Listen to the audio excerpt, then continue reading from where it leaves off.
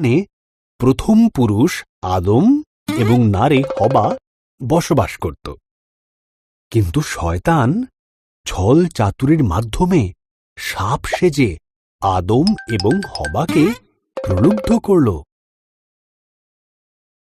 সাপ জিজ্ঞাসা করল, এইসব গাছগুলির থেকেই কি ফল খেতে ঈশ্বর তোমাদের বারণ করেছে?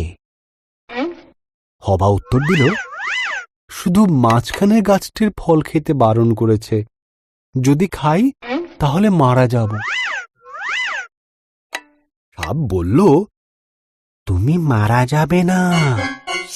ঈশ্বরের ওই গাছ থেকে ফল খেতে না দেওয়ার পেছনে বিশেষ কারণ আছে।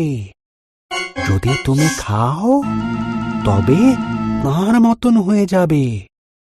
তিনি যা জানেন তা তুমিও সব জানতে পারবে।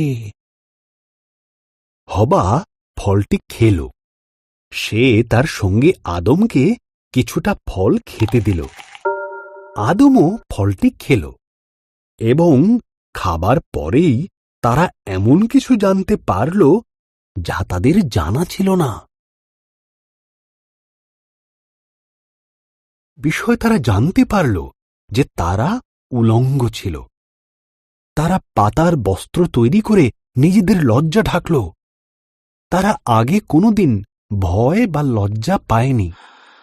তাই তারা বুঝল কিছু একটা ভুল হয়েছে।